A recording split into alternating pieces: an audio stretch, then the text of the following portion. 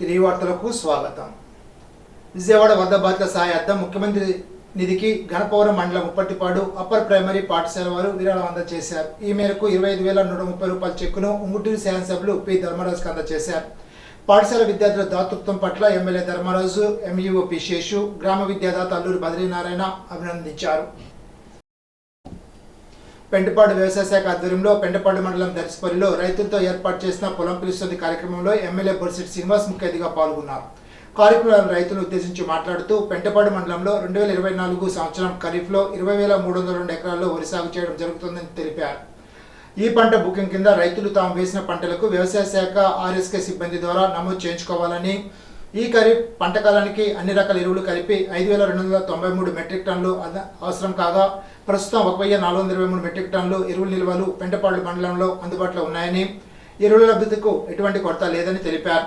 కార్యక్రమంలో దర్శపల్లి గ్రామ రైతులు, గ్రామ సర్పంచ్ పుల్లా బాబీ, పాలూరు వెంకటేశ్వరరావు, దాసరప్పన్న, కిలారి వెంకట్రావు, వ్యవసాయ శాఖ అధికారులు, పశుసంవర్ధక శాఖ అధికారులు పాల్గొన్నారు. శ్రీ విశ్వవిజ్ఞాన విద్యా ఆధ్యాత్మిక పీఠం సప్తమ పీఠాధిపతి ఉషియన్సస్ 43వ వర్ధంతి సందర్భంగా పెంటపాడు మండలం దర్శపల్లి ఆశ్రమ శాఖలో వల్లూరుపల్లి గ్రామ డి రామకృష్ణ గృహ ఆవరణలో ప్రస్తుత పీఠాధిపతి డాక్టర్ మురళీ షా ప్రవేశపెట్టిన నా మొక్క నా సుస కార్యక్రమం భాగంగా 2 గ్రామాల్లో మొక్కల పంపిణీని చేశారు. కార్యక్రమ విశిష్ట అతిథిగా పీఠం సీనియర్ సభ్యులు గోపిశెట్టి రాంప్రసాద్, గోపరాజు సాయి కుమార్, గ్రామ కన్వీనర్ గోపరాజు అనురాధ, గ్రామ సభ్యులు దిరిశాల వాయు సుధాకర్, గ్రామ సభ్యులు పాల్గొన్నారు. వల్లూరుపల్లిలో మధ్యాహ్నం 2 గంటలకు దంగేటి రామకృష్ణ గృహ ఆవరణలో జరిగిన మొక్కల పంపిణీ కార్యక్రమంలో విశిష్ట అతిథిగా గోపిశెట్టి రాంప్రసాద్, నందం తాతయ్య, వల్లూరు గ్రామ సభ్యులు, దర్శపల్లి గ్రామ సభ్యులు, పైడిపల్లి గ్రామ సభ్యులు, తాడేపల్లి గ్రామ సభ్యులు పాల్గొన్నారు.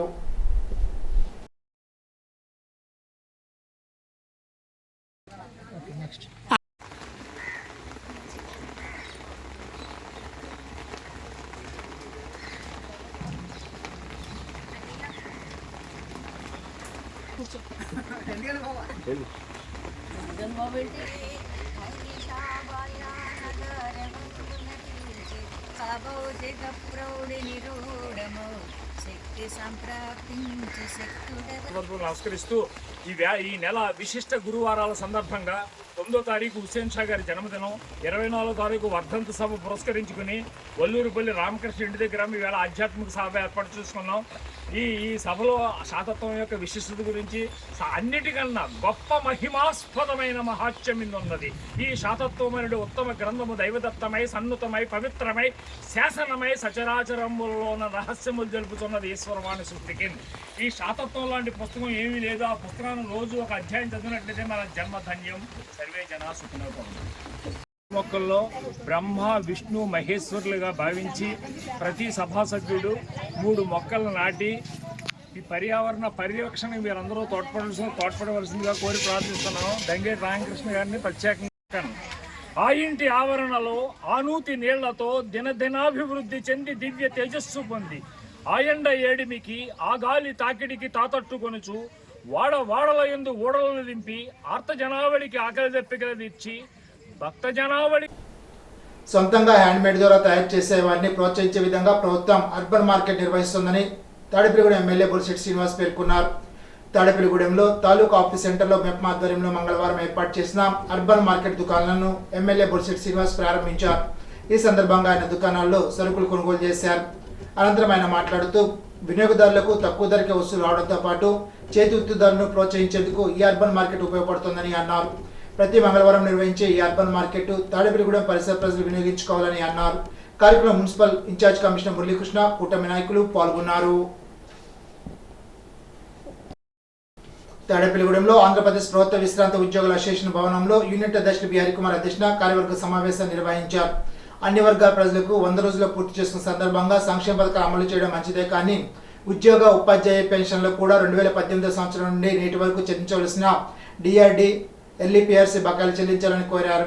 కొత్త పిఆర్సీ వచ్చేలోగా 30% ఇంటీరియర్ రిలీఫ్ చెల్లించాలని కోరారు. క్వాంటమ్ పెన్షన్ పునరుద్ధరణ చేయించవలసిందిగా కోరారు. త్వరలో బకాయిలు చెల్లించాల్సిన తీర్మానం చేసి ఏపీ రాష్ట్ర పెన్షన్ అధ్యక్షుల ద్వారా ప్రభుత్వాన్ని కోరారు. కార్యక్రమంలోకి బాలకృష్ణ, సత్యనారాయణమూర్తి, గరికపాటి సుబ్రహ్మణ్య శర్మ, వెంకటేశ్వరరావు, కృష్ణకుమారి, సత్యనారాయణ, రామలక్ష్మి, పాపారావు తదితరులు పాల్గొన్నారు. మోగల్ ఉన్నత పాఠశాలలో జరిగిన నియోజకవర్గ స్థాయి అండర్ 14-17 సంవత్సరాల బాలబాలికల క్రీడా పోటీల్లో పాఠశాలకు చెందిన 16 మంది విద్యార్థులు జిల్లా పోటీలకు ఎంపికయ్యారని ఎన్ఆర్పి అగ్రహారం ఉన్నత పాఠశాల ప్రధానోపాధ్యాయుడు ఎంవి సత్యనారాయణ తెలిపారు. పాఠశాల ప్రాంగణంలో మంగళవారం ఏర్పాటు చేసిన సమావేశంలో జిల్లా స్థాయి క్రీడా పోటీలకు ఎంపికైన విద్యార్థులను ఆయన అభినందించారు. ఖోఖో అండర్ 14 విభాగంలో 2 బాలికలు, 3 బాలురు, అండర్ 17 విభాగంలో 6 బాలికలు, 5 బాలురు ఎంపికయ్యారని ప్రధానోపాధ్యాయుడు సత్యనారాయణ తెలిపారు. ఇప్పుడు తూర్పుగోదావరి జిల్లా వార్తలు. పెరవలి మండలం అనవరపల్లిలో వేంచేసి ఉన్న వెంకటేశ్వర ఆలయంలో దేవాదాయ శాఖ ఉన్నతాధికారుల ఆదేశాల మేరకు వివాహ మండపాలు వేసుకున్న హక్కుకు గాను జరిగిన వేలం పాటల్లో సాలు ఒక్కింటికి 3,55,000 రూపాయలకు అన్నపూరపాడు వ్యాస్తవులు ఆచంట శివకుమార్ హెచ్చు పాటదారుడై పాటను పాడుకున్నారు. కార్యక్రమంలో దేవాదాయ శాఖ కార్యాధికారి సుబ్రహ్మణ్యం పర్యవేక్షణ అధికారిగా పాల్గొనగా గ్రామస్తులు పాటదారుల సమక్షంలో వేలం పాట నిర్వహించారు.